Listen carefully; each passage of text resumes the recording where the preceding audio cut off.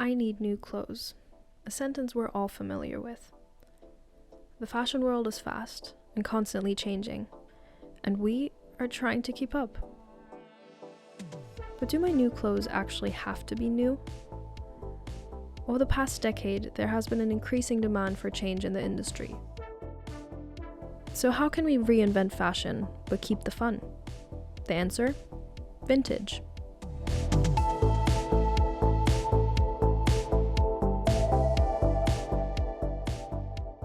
So vintage fashion is really interesting because it's kind of the original.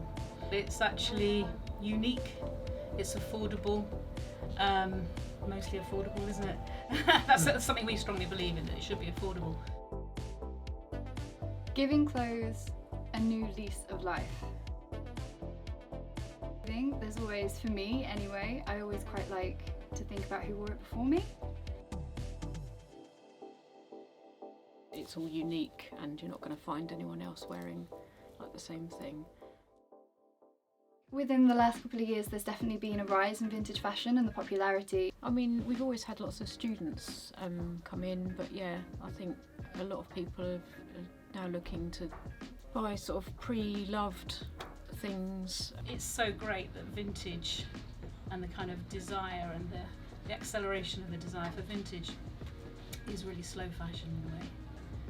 I think the younger generation, especially like Gen Z, we are very socially aware of the climate that we're living in and the future that we're going into, and I think there has been a real active movement to change and to try and keep, things going, and to try and encourage sustainability and secondhand, because it's important, and the younger generation, I think, are really seeing this. Also in kind of creative communities, artists, photographers, they've often been drawn to vintage as well, but I think in the last 10 years, I think you're right, there's been a shift where it's much more in the mainstream, particularly with a younger generation, and I think part of that is things like Depop and Vinted, the kind of accessible apps, but also just people wanting a different look. Karma obviously comes from India, and Claudia went out to India to learn textiles and fashion and things like that and explore different opportunities because she studied fashion design at London University. But when she was out there, she met her husband, and together they kind of developed this whole business. They fell in love, they lived in India, they've come back, and for them karma is something really personal. It's not just about wearing sustainable vintage clothes gives you good karma, it's also about their karma, and it's also about their relationship and their journey together, which is really nice. I think, as we said before, it was started off sort of on eBay. There was a market in Canterbury, wasn't there? A vintage market just up the street, and a friend of ours was doing it, so we thought we'd kind of see how it was selling in person. And we enjoyed it a lot more than selling online. So much better. Actually seeing the customers that you're selling to was it was a huge shift for us, because when we were selling online, we'd be selling Levi's denim jackets that were size XL, and we never ever saw the person that was buying it. We never actually had any contact or relationship with the people we were selling clothes to. And also, we'd be selling an XL denim jacket, we assumed it was going to some big guy or a big girl. But as soon as we started selling directly, we realised that because of oversize and slouchy, an XL Levi's denim jacket was going to a petite girl. So that was really, really interesting. So we started to see having that relationship with the customers and with the people that were buying really shifted the way we were looking at vintage fashion and the kind of things we would then be hand-picking and looking for. For us, bounces was a great word because it's kind of a very cheerful, positive word. Bouncy balls, trampolines, bouncy boobs, and things bouncing back as well. So not just the bounce back alone in COVID, but bounce back, how clothes bounce back. So for us, that's where bounce was kind of born, wasn't it? Yep. What's the name? It's the name, is it? Yeah, it's the name. It's been here for 35 years, I think. It used to be across the road. There used to be an indoor market, and the lady that had this shop used to be across there in the basement, and then in 1988 she moved across to here, So it's probably been around for a little bit longer than 35 years if you include the time across the road, but yeah, I think it is the oldest vintage shop in Canterbury. This vintage shop especially, because we've got such a wide range of things, and we probably go slightly further back vintage wise than other vintage shops. It's kind of unique, I suppose. So the demographic for the store is very much students. I mean, it's a student town. So a lot of the people that we get in here are students, and also international students that are visiting. Other than that, we also get quite a lot of middle class women, I think, in particular. That's a real demographic of ours, which is lovely. I think, you know, we get a lot of people who really care about fashion and about the clothes that they're wearing and really want to invest in a beautiful wardrobe, and that's really lovely because a lot of the women who come in here really want to chat about the clothing and want to chat about sustainability and vintage and things like that, and I think that that's really nice. We have customers who are 12 and customers who are 80, and all points between, and not just age demographic, but people that are quite well off. We get coming in, and people who don't have any money and just need some cheap jeans for a £5 just to keep them going at work. So we have that end and everything in between. So we've got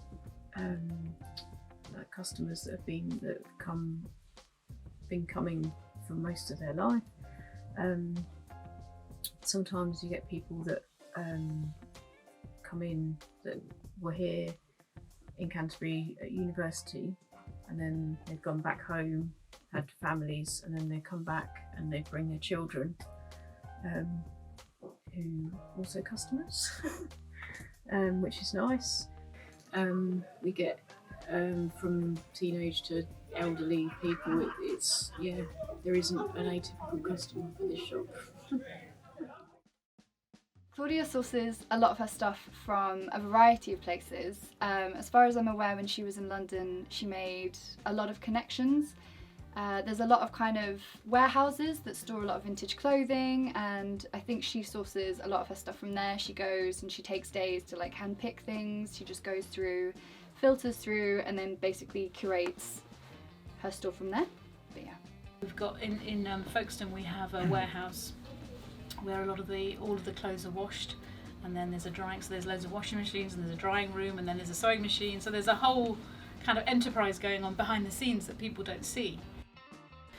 Sometimes people come in with things to sell that they've found like in the loft, or things that they've had for a long time. Sometimes we get things from vintage clothes suppliers, so we just get a lot of things, and you can't necessarily hand pick what you want. You just get a job lot of jackets or whatever, and you just get what you're given. One of the things that makes Karma really special is not only the vintage clothing, but also the fact that a lot of it is reworked clothing. It's Karma's own brand, and that's really special. I think Claudia, obviously, like I previously mentioned, she studied fashion design, and she wanted to find a way that encouraged people who are into mainstream kind of modern fashions that are on trend, to shop vintage and to shop sustainable, and to kind of, to really encourage that way of shopping. So I mean, we do the patchwork corduroys, which are really popular. We've also got, our biggest seller is the denim jackets. I mean, this is like the amazing, this is Karma Vintage, this is the thing. So these are all vintage Levi jackets, and all of the artwork on the back is handmade. It's hand done, so every single piece is essentially a piece of artwork. I like to think that there's a really big future in vintage fashion. I mean, with the younger generation and the way things are going, and our social awareness of like climate change and the future and saving the planet, I like to think that most people are going to be wearing sustainable vintage clothing. Yeah, I think it's just going to continue the way it is. It's going to continue to grow as a, I don't know, it's not a phenomenon, but as a business in the marketplace, vintage is growing, and I think will continue to grow. There are more shops opening in places. Yeah, we've noticed quite a few big brands are doing buyback, for example. So, and that's really interesting. So they're conscious of this, the kind of customer's desire, so they can then say, look, we're sustainable. So, but that's not a bad thing. As long as it's not just lip service, it's not a bad thing. I think we have to make more of an effort to promote this. I think in general we're starting to.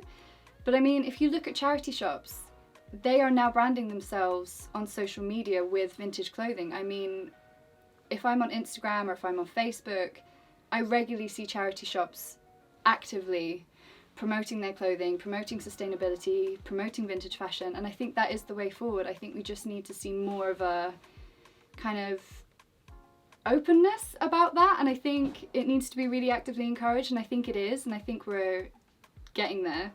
And I think in a couple of years' time we're going to see a real difference. Yeah, I think it'll gradually, get a bit more popular maybe, and I think people will still be interested in old fashion and things. I mean, usually the fashion trends seem to come round again, and you'll get sort of modern day things in the look of the older things.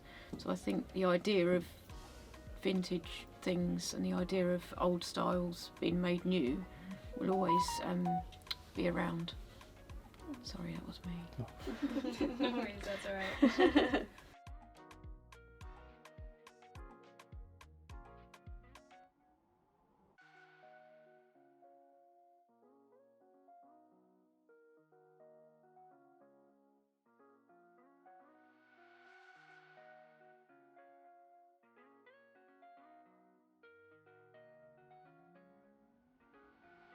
Oh my god, what would the word be? Demographic. Thank you! Fuck!